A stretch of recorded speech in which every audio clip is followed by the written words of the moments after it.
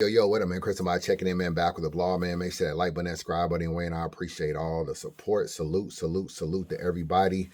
It's a lot going on, man. A lot going on. A lot of interviews that dropped between Eazy and Smack and all this kind of stuff. And I definitely want to talk about that. I dropped J Mill's documentary, so y'all make sure y'all check that out. It's been getting a lot of feedback, man. I'm really proud of that video. I put a lot of work into that video.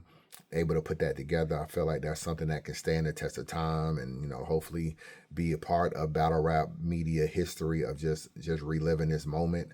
And, that's a disappointing thing about losing my channel is a lot of stuff I lost that I just felt like I could have just easily had that were great stories. I could have just went back and referenced them and everything like that. Now you got to find all the clips again, all the stuff. What point of the video did they say this? What video said this? A lot of that stuff is hard to find. It's easy to find in a moment. It's hard to find now, though. You know what I'm saying? So it's just disappointing that I lost my channel, but I appreciate y'all rocking with this channel. Like I said, make sure you subscribe, hit the like button as usual.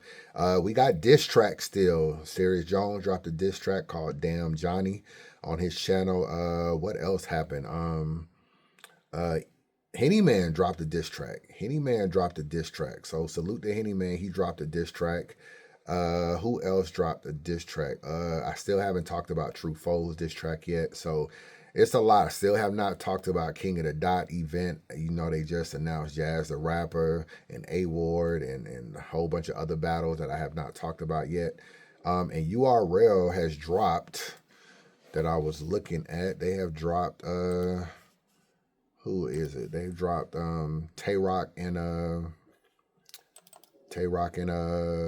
who did he battle? Mike P on the app. Tay-Rock and Mike P on the app, man. So, like I said, man, it's a lot. But let's get into this Smack interview talking about why he won't work with Eazy right here. It's a battle that, Rock says he don't care for and he don't want to help this person. But, this guy Eazy, right? We don't have to talk about it if you don't want to, of course. But Rock, basically said the only way it could happen is if you make it happen. So basically, he need a nigga like me to bring him out. Yes, Rock. We need that. I'm just saying. I don't know if we need that, but it's like that's what he needs. Right. You know what I'm saying? Like, nah, I'm not interested in giving him what he needs. Right. Nah, nigga. There was a lot of shit that could have happened, but we passed that now. Like, you know what I'm saying? So. It was okay. So could we say never, or is like at this point you don't even care for it? Yeah, nah, I don't care for it. The only way it could happen is if Smack made it happen or something type shit? Yeah, if Smack made it happen, yeah, we outside. But I don't see Smack. Nah, Smack. I don't see Smack interested. It's definitely on me. And that's why I love Rock, because he already knows how I feel about, homie. I just feel like he ain't a real. I feel like, at the end of the day, it was a situation that, we could have actually did something or had something or, because, You built him up to be one of the biggest stars in battle rap, period. He is. And I'm not taking nothing away from Eazy. Right. I seen his talent, and that's why I co-signed him. I helped him get there to be 100%. That. He was 12-0 in the You know what I mean? I put him in position to be that. Chess, one of the biggest battles ever. Exactly. I'm not taking nothing away from him from that, but at the end of the day, it's just like we just couldn't see eye to eye, and the way he handled the situation, it just wasn't alignment of what I expected from somebody that I put in that position. Gotcha. You understand what I'm saying? It is what it is. The way he went about it just wasn't, real to me. You understand what I'm saying? For what I contributed into the situation to help him be where he was at that time. You feel me? So it is what it is. Well, would there ever be because I've heard him speak on saying that, if you guys were to book him, even with everything he said, shit, he's still a hired gun. So if you guys ever wanted to book him, he'd be with it or whatever. It's all about the money, this, that, and the third. But it's not all about money with me. Gotcha. You understand what I'm saying? That's where shit different. You see what I'm saying? That's where, we differ at. That's where we bump heads at, because it ain't all about money. It's all about principles. It's all about respect. It's all about loyalty and shit like that. Certain shit money can't buy. You understand what I'm saying? So like that's what you're dealing with when you're dealing with that type of individual. He's telling you what it is. Me, I move a whole different way. So we it's gonna be situations where you got somebody that's all about money, then you got somebody that's about principle, loyalty, and respect. That's the side I'm on. Right. You know what I mean? So like I can't fuck with it that like what I'm saying, it's just all about money. Cause the nigga that's all about money is gonna motherfucker. You can't trust it like that. It'll shoot you in your back for a dollar. Right. You understand? And that's basically what like kind of happened. If from my perspective, right. You understand what I'm saying? So like, I'm not on that time. I keep them far away from me because you know what I'm saying. Like that, you know what I'm saying. They're gonna make you want. You know what I'm saying? So I'd rather not deal with individuals that's on that type of time. Right.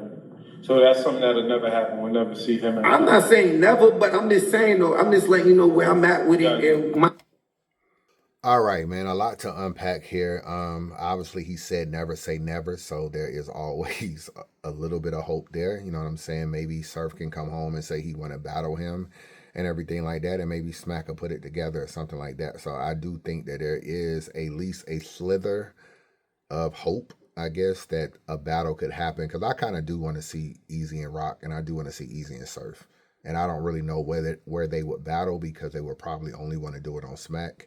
So I kind of do hope that they could mend fences, and I wish this situation would have went better. Let's just clear up a couple lies that were told that we know not to be true. So no matter what URL had done, Eazy was gonna fuck them.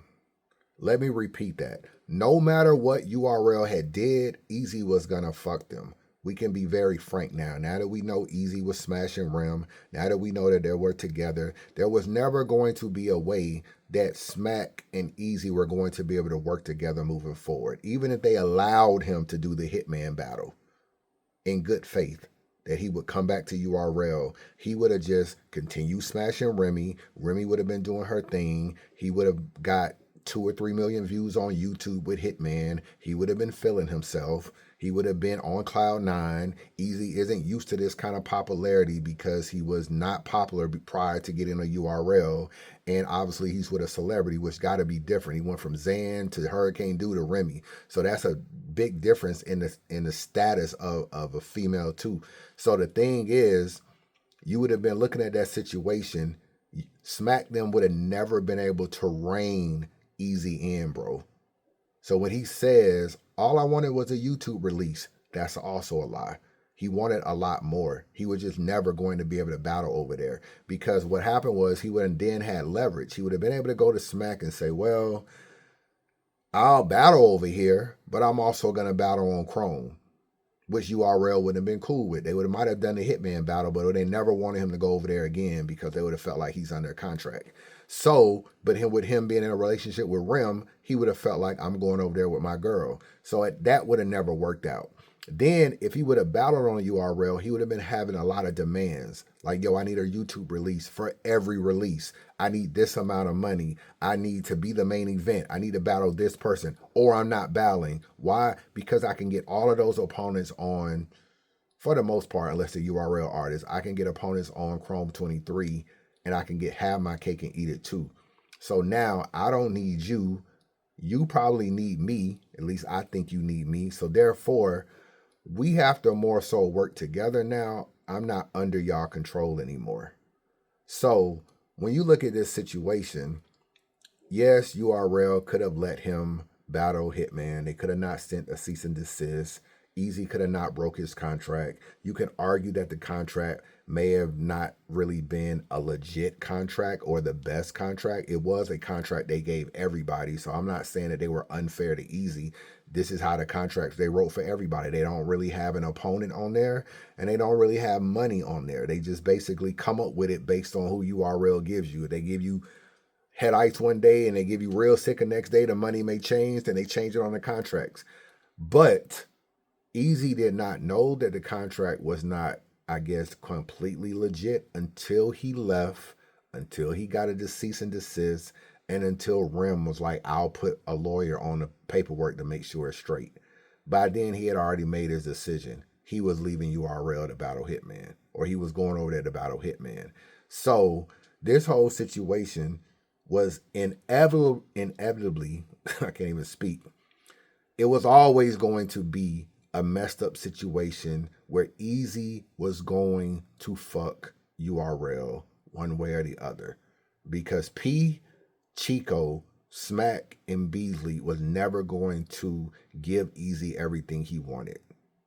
YouTube releases on everything, all the opponents he wanted, the money that he wanted, all this kind of stuff. They were going to continue to book him the way they were booking him, and they were giving him great opponents. He battled all the top names, and they would have continued to do that, but eventually, as you see, they're not with Caffeine no more. So he had the luxury of not battling on app-only events. He was battling a lot on Caffeine, and so he was always in the sight of masses.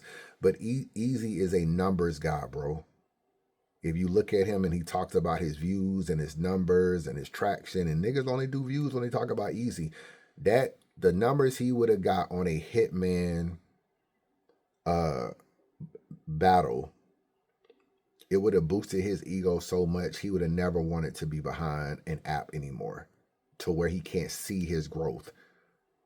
So this situation was always going to be bad, and unfortunately for URL, he just got with Rim, and he was always going to break his contract, which is why I don't really give Eazy really too much of a pass, because although I do feel like URL should have let him battle Hitman, I'm like, yo, he was never going to be right on URL. And the fact that we know that he's been dealing with Rim all this time, even now, you know what I'm saying, all the way into 2025 and all this stuff, look how much influence he would have had. They would have never been able to reel him in, bro. So that's how I feel in that situation. I do wish that they could work things out and book each other in battle and all that good stuff. I do wish it could work out. Let me move on. And if you ask them why they feel a certain way about him, he was a star. They gave him a lot, bro. They pushed him like a real artist. Like he was like a gunner. You know, I Smack be like, this my gunner, and we're gonna push T-Top and push Briz and push Ill Will. They pushed him like that. Think about this. He never battled on app-only cards. He never battled on app-only cards. He always battled on Caffeine. He was always battling for free, which means he was always being in the masses, always looked at, center of attention, big cards, main event, not main event, but, you know, main event type battles. He was on major headlines.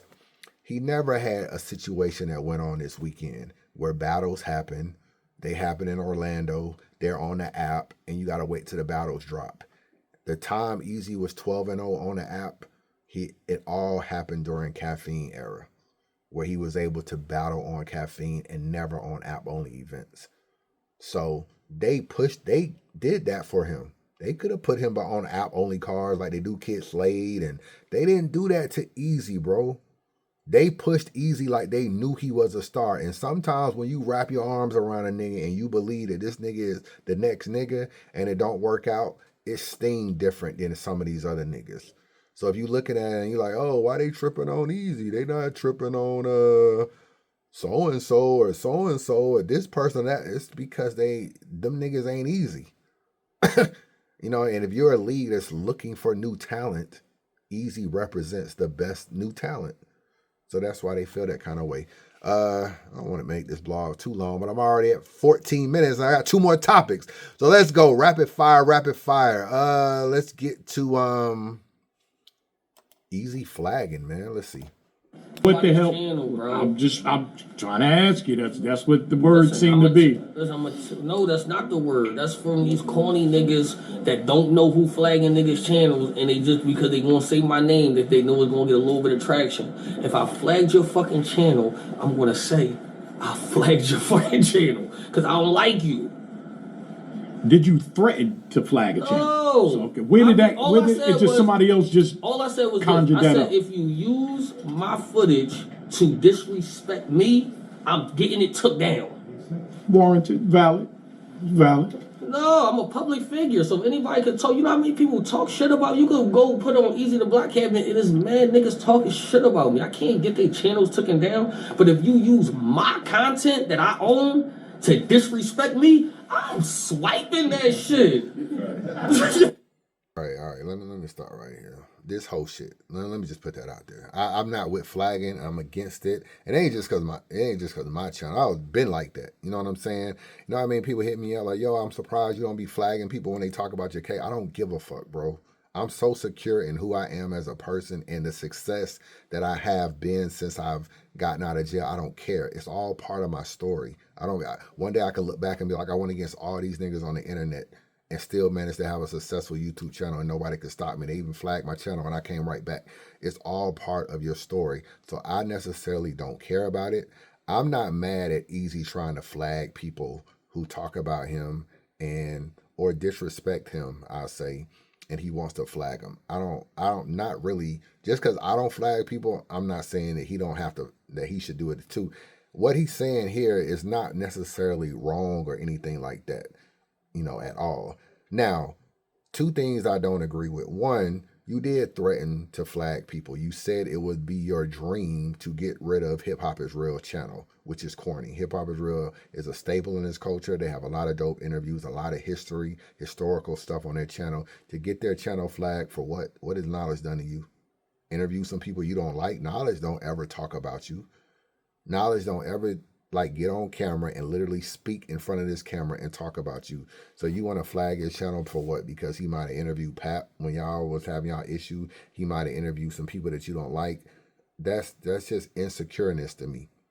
So that don't really make sense. And all you're going to do is send your minions over there or your E-Hive niggas, and they will just start messing with Knowledge's channel. And those things kind of happen. So he did threaten to flag people, even though he sat up here in the interview and said, yo, I never threatened to flag nobody. Yes, you did. You know what I'm saying? So the other thing is, Eazy takes everything as disrespect, when actually it's only criticism. I remember somebody said something in one of the videos he did. It was a chat where somebody was like, yo, Murder Mook got Cassie beating you in the first round. Okay, there's a lot of people that got Eazy beating Cassie in that one round. There's a lot of people that got Cassie winning. But when Eazy heard that in the live, he was like, yeah, them niggas always be hating. You know what I'm saying? All these niggas do is be hating. It's not hate, bro. It's just, that's how they feel. Everybody doesn't have to have you winning the first round versus Cassidy. It's not hate. You have to distinguish what's the difference between hate, disrespect, and criticism. And to me, if I get on this camera and I tell you Eazy lie a lot, be like, man, I don't know. Eazy lie a lot, bro. He lost a lot of credibility, this, and this. Am I hating? Am I even being disrespectful? No, I don't think I am at all. What I am is critiquing him. When people tell me things I need to do better as a blogger, or things they don't like about me as a blogger, or even tell me that they think other bloggers are better, like, yo, Angry Fan's better than Chris Unbiased. It's not hate. It's your opinion, bro. I don't get mad at it. I don't necessarily care. If you do a list and I'm not on a list of bloggers, okay, it's your opinion. So my thing is, in some situations, I think Eazy would probably feel that you are disrespecting him when all you're doing is critiquing him. So if you use his footage and you reference something that doesn't make sense, or a lie, or even if you be like, yo, I think it's corny to get security, like why you need security, or like nobody's gonna mess with you in an event, like Eazy, be acting like this, and then he brings security. I think Eazy just scared. It's not a diss. That's not a diss. It's critiquing, bro.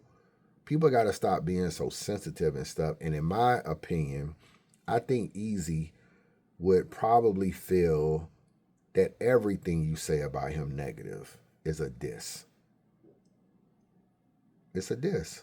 I think I did the Jay Mills blog, and I said that Jay Mills was the new algorithm, and I said he's even been an algorithm over Eazy. I said Eazy last few videos have done less than 10,000 views, some of them less than 5 and 6 and 7,000 views, and I said, low amount of views for somebody who calls himself the algorithm. Eazy will listen to that and be like, yo, this nigga's hating on me. I'm not hating on you. It's just critiquing. It's not hate, bro.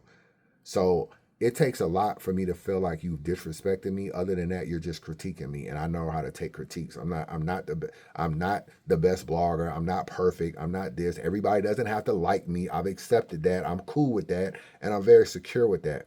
So it's a critique. It's not hate, bro. And that's the problem. I don't think Eazy can distinguish the difference between hate, critique, and disrespect. So that's how I feel about that. Where we at? 20 minutes. Okay, we doing pretty good. Let's get to the let me see where it's at. Let's get to P, man. With another app game exclusive battle. I don't know if you want to talk about this, and we cut this off if you don't, but I'm gonna ask the question anyway. Well, whatever happened with P? I seen he was mentioned in the battle, one of the battles. I never really spoke to P like that, man. Okay. I mean, P's. What do you mean you never really spoke to P? I know P was on conference calls with y'all, which is like everybody that's in the crew. He was at all the events. He helped set up. The fact that you never spoke to P is a detriment to your company and makes no fucking sense. I gotta keep it real, man. That makes no sense, and I don't believe it. I gotta keep it. I don't believe. I just spoke to P, and P done told me he talked to you a lot over the years, or it definitely was in conference calls and all this kind of stuff. Now I do know he had a better relationship with Chico and stuff like that. And I'm not saying that people didn't really deal with you, but to start this all, I never really spoke to P. I'm not buying it. I'm not buying that, bro. Like he's done way too much in this in your company for you not to talk to him. And if you didn't talk to him, that's bad on you. Spoke to P like that, man. Okay. I mean, P's, you know what I mean? I don't got no personal with P, but like, you know what I'm saying? At the end of the day, like, you know what I mean? You know, I don't got nothing bad to say about him. Okay. You know what I'm saying? I respect him. I appreciate him for what he brought to, like, you know what I'm saying, the movement. But like, you know what I mean? You know, somewhere down the line, he got lost in transition when it came to the movement or whatever. So, you know, it is what it is. Like, I haven't spoke to him personally. Okay. You know what I mean? He haven't called me. I haven't called him. So, you know what I mean? I don't really, you know what I mean? Got nothing bad to say about him or anything to say about him. Okay. Is it safe to say he no longer works for you already? I don't know. I can't really say that. What do you mean you can't say? It's your company, bro. You don't know who worked for you? Like, come on, bro. I mean, I'm pretty sure if Knowledge would have asked you if Chris Unbiased still works for URL, you would have said no. What do you mean, Pete? You don't. Hold on, let me rewind it. Did you say? Hold on. Did you say? I don't know. I can't really say that. I don't. No longer works for you. Okay. Is it safe to say he no longer works for you already? I don't know. I can't really say that, or I'm not going to say that because I haven't spoke to him personally. This makes me feel like something else went on between P and URL. Like, I don't know. I don't even know if P might be dropping a lawsuit on these niggas or something. But feeling P quit his job, all kind of stuff, working for URL full time. I don't necessarily know if there's something else going on with this situation. I'm like, that nigga steal some money from you and all that. But he didn't really say that. He just said lost in the transition, all this kind of stuff. So, see, now I gotta do some digging, Smack. You know, you done an interview that's not making no sense. So now I gotta do some digging, man. I gotta talk to the people to talk to the people to talk to the people, man. I'll be back with some answers, man. Personally, okay. You know,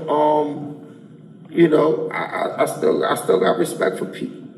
I really do. Like, you know what I'm saying? I don't got nothing bad or no hard feelings for him. You know what I mean? When I get a chance to speak to him personally, then I will be able to have a better answer for that question. So as far as the crucible process, who's now, like, I guess... I'm ahead of that. Like, okay. I mean, when it comes down to talent, because I didn't like that whole process from the door. Whoa. You don't like the process from the door. It was 3 years. Crucible was 3 years, my nigga. Like, it took you 3 years to figure out you don't like it. Come on, we doing this. Was never in favor of it. You know what I mean? I never liked it personally. So, like, I took back over, like, you know what I mean, the screening of the talent when it comes back down to, like, you know what I'm saying, introducing new MCs to the URLTV.TV movement. That's something that I always did.